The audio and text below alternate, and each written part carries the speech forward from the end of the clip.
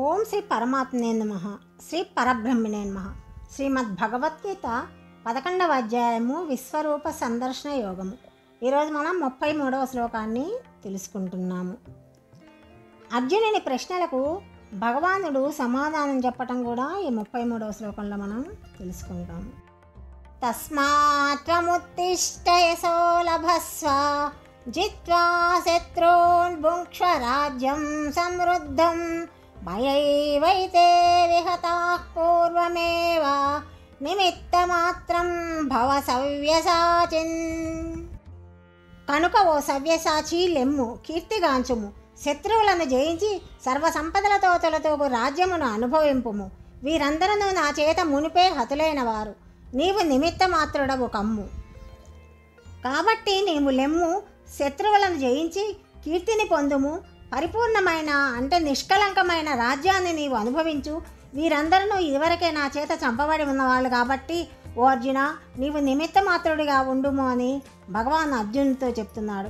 నిమిత్త మాత్రం భవ అంటే ప్రపంచంలోని సమస్త కార్యములను భగవంతుని చేతనే చేయబడుతున్నాయి. జీవుడు నిమిత్త మాత్రులే అవుతారు. కానీ అజ్ఞానులైన జనులేమనుకుంటారు, నేను చేశాను అని ఆ కర్తృత్వాన్ని కలిగి ఉంటారు, ఆ బాధ్యతని. దాని ఫలితంగా ఆ కర్తృత్వానికి బద్దులయ్యే వాళ్ళు దుఃఖాన్ని పొందుతూ ఉంటారు. ఓ అర్జున, నీ శత్రువులు ఇదివరకే నా చేత హతులైపోయారు. నీవిప్పుడు నిమిత్త మాత్రునిగా యుద్ధము చేసి విజయమును పొందు అని భగవానుడు అర్జునుడికి బోధించారు.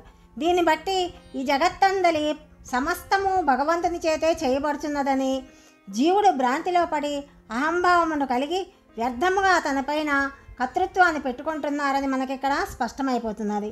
కాబట్టి విజ్ఞులైన వాళ్ళు అట్టి కర్తృత్వమును వదిలిపెట్టి అంతా భగవానుడే చేస్తున్నాడని భావించి తాను లోక వ్యవహారమున నిమిత్త మాత్రుడై ఉండాలి. దాని చేత నిరహంభావము, దాని ఫలితముగా నిర్మల భావము, భగవంతుని అనుగ్రహము అతనికి లభించగలుగుతుంది అని శ్లోకం ద్వారా మనకి తెలుస్తున్నది. సవ్యసాచిందంటే అర్జునుడు ఎడమ చేత్తో కూడా బాణములను ప్రయోగింపగల సామర్థ్యం కలవాడని అర్థం వస్తుంది.